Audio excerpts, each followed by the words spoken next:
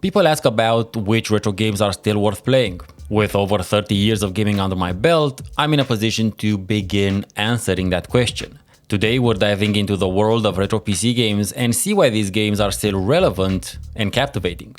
Jagged Alliance 2 is not only a classic of the turn-based tactics genre, but I would argue it's hands down one of the very best video games ever made in any genre. It offers a surprisingly large amount of strategic gameplay with several layers to it, where you have a large degree of freedom. The complex character stat development, challenging missions, and immersively realistic world make this a timeless classic. Elliot, you idiot! We crushed those rebels in Omerta! How can it be? The Longest Journey was a truly groundbreaking adventure game, which captivated players with its unique approach to blending fantasy and science fiction. Its rich storytelling, memorable characters, and overall aesthetic still hold up remarkably well. Even though its puzzles might be challenging for modern players, the game's atmosphere and world building remain unparalleled. Damn. To the monkey.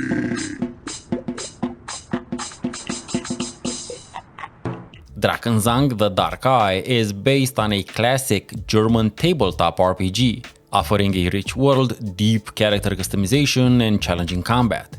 Its blend of exploration, combat, and storytelling creates a satisfying overall experience. While its graphics might show their age, the game's core mechanics remain engaging, especially for those of us who enjoy very number-crunchy RPG systems.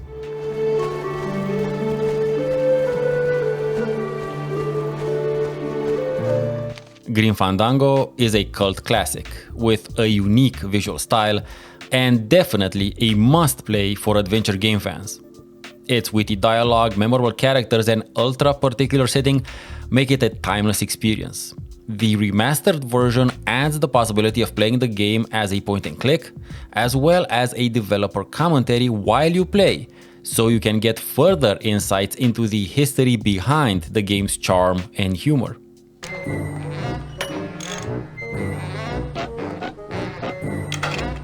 I've just locked an open door. Strange, yet symbolically compelling. Legend of Grimrock is a love letter to classic computer first-person dungeon crawlers, both tributing and revitalizing the genre with its intricate puzzles, challenging real-time combat, and atmospheric setting. Its old-school design and focus on core dungeon crawling gameplay mechanics offers a refreshing change of pace from modern RPGs.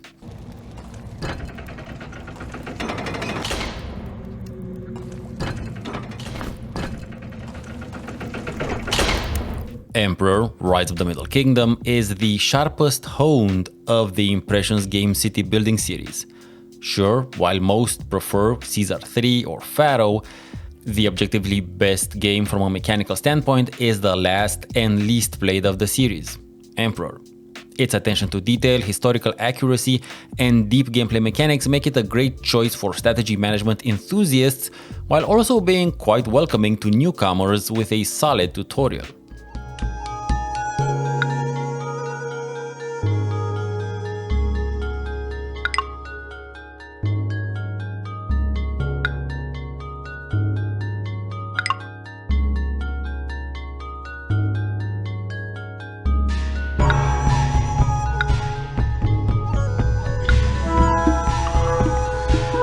Siege of Avalon Anthology is a very unique type of RPG. The Anthology is because it was released in separate chapters, each of them having a particular class as its focus. The game takes place mainly in one giant fortress and its surroundings, with a combat system that is real-time and extremely difficult to get a hold on, but the world and its atmosphere are truly something worth experiencing for the RPG fan.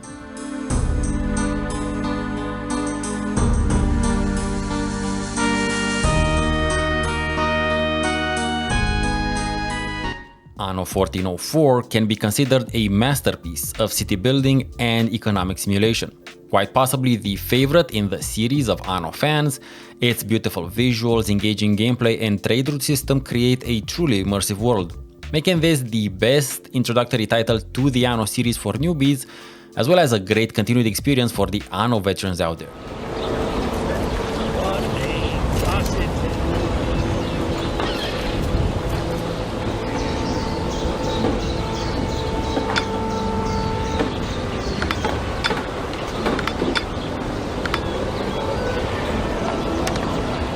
Rollcage is a fast-paced and exhilarating vehicular combat game. Its futuristic setting and intense gameplay coupled with a super time-appropriate techno soundtrack make it really stand out. While the graphics have technically aged, they still more than work nowadays, and the core gameplay remains as thrilling as ever, especially in multiplayer. Here's the kicker: you can get Rollcage for free. A version called Rollcage Redux was made available by an original developer of the game who also made it work natively on modern systems.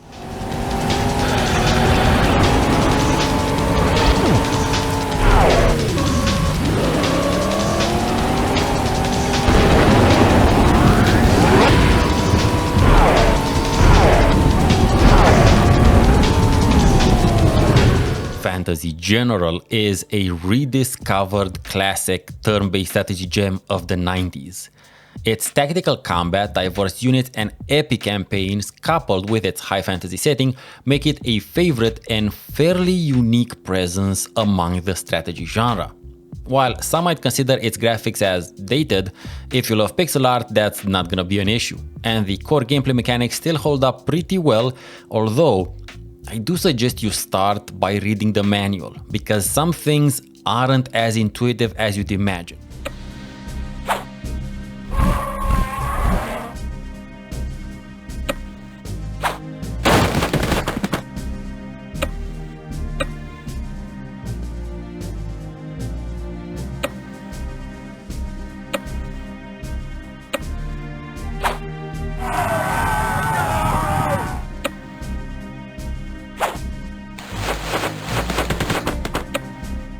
If you're digging this video and wanna dive deeper into the world of retro PC gaming, hit that subscribe button to get notified whenever I post a new video.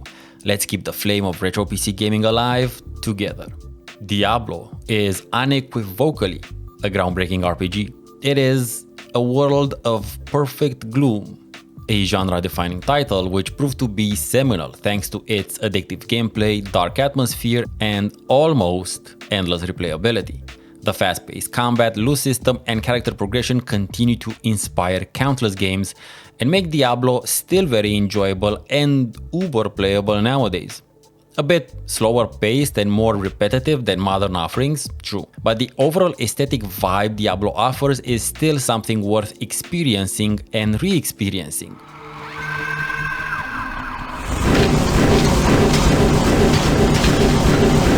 Rest well, Leoric.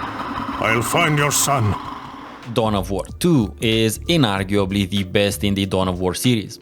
While not taking away from its larger scale RTS prequel, by focusing on smaller scale real-time squad-based tactics, it delivers an intense and immersive experience. Its focus on character progression and unit customization adds depth and replayability, making it a standout in the real-time tactical genre and can be a great introduction to the Warhammer 40,000 universe to boot.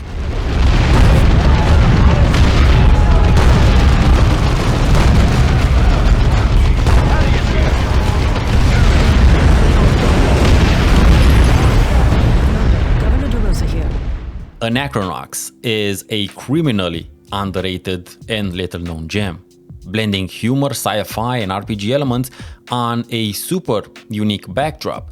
Anachronox offers quite the unforgettable experience.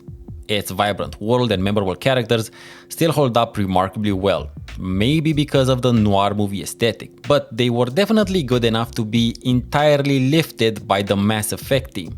Sure, the graphics might be a bit blockier for most people nowadays, however the game's charm and wit more than compensate. Excuse me. No, come on in. I could use the company.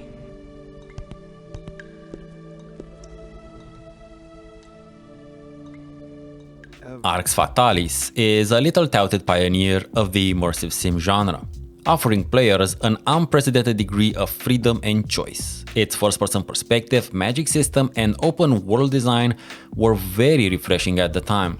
While its controls can be clunky by today's standards, and there are some potential game-breaking situations you can get yourself in, the game's atmosphere and sense of exploration remain captivatingly unique. We got him! Knights and Merchants is a cult favorite for both RTS and city builder players. It lives in the overlap between the two, featuring really well thought out logistics chains and very tactical real-time combat. This is the only strategy game I know where you need to feed your troops on a one-to-one basis consistently, and features possibly the best sprite animations of the time. There is simply just nothing that comes close to what and how it does, and as such, it is worth investigating.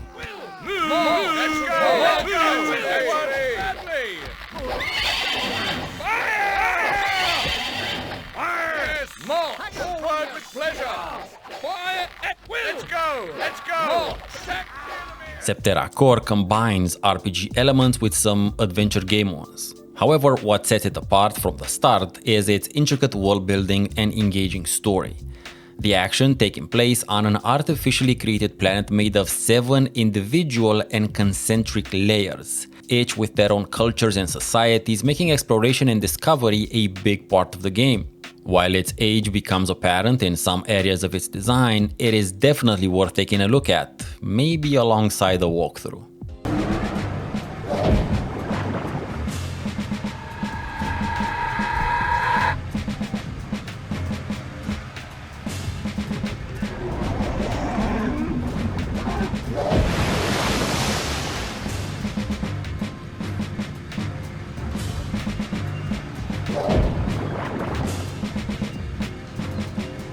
Nox is an overlooked action RPG that unfortunately did not get enough time to build any sort of buzz because the release of Diablo 2 4 months later completely overshadowed and buried it. Nox is a dynamic and engaging experience even if its narrative is fairly linear. Nox's 3 classes offer very different ways of playing the game, and the degree of interaction with the environment as well as the customizable magic system were quite something to behold at the time. Hun? You want bacon? You know I do! King of Dragon Pass is a unique blend of strategy and interactive storytelling. Truly a game unlike any other at the time. Its focus on long-term planning, resource management, and the development of a fantasy-set Bronze Age clan offers a truly immersive experience. While it might not appeal to everyone, those who appreciate slow-paced, narrative-driven games will find it rewarding and absolutely fascinating to dig into the setting of Glorantha.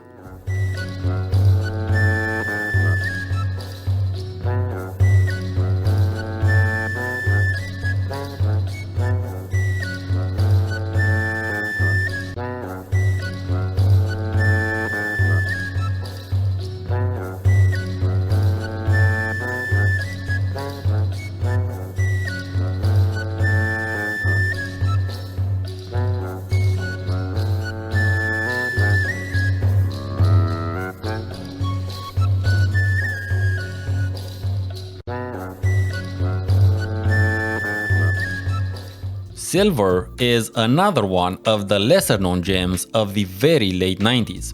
Featuring a special blend of adventure and puzzle solving, Silver is ostensibly an action RPG. Its atmospheric setting, intriguing story, and clever puzzles, though, make it a standout in the genre. It is one of those few games that only exist on PC and Dreamcast, and its charm and originality shine through to today. I could have killed you! No, just raised his voice another octave. Total Overdose is a stylish, over-the-top action game.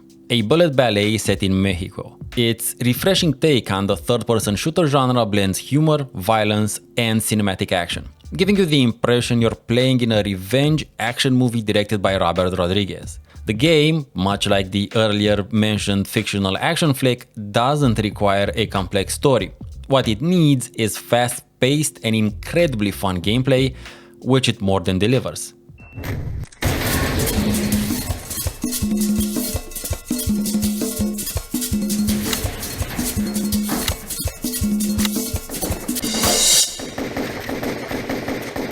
Hey, are you a drug dealer?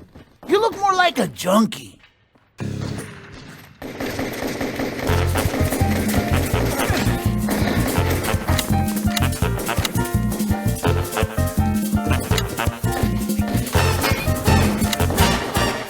If you like this video, you may also enjoy the one on screen right now. I've been Steven Nansens, thank you for watching and have a great rest of your day.